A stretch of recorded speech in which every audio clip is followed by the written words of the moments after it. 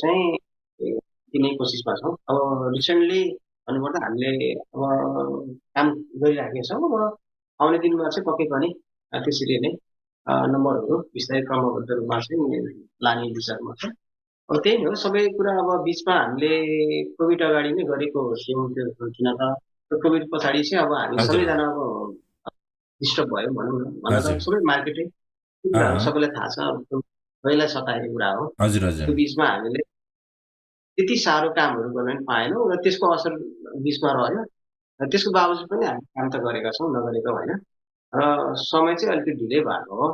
बिचमा साथीहरू अलिकति भनौँ न आफ्नो क्षेत्रमा पढाइ चाहिँ अलिकति अलग हुनुभयो। अब फेरि हामी समेट्ने कोसिसमा छौँ। हजुर हजुर बिचमा हामीले अब साथीहरूसँग मिलेर अब कमर्सियल हिसाबमा पनि काम त गऱ्यौँ। हजुर त्यही हजुर पनि अब आफ्नो चाहिँ गर्नुपर्छ है।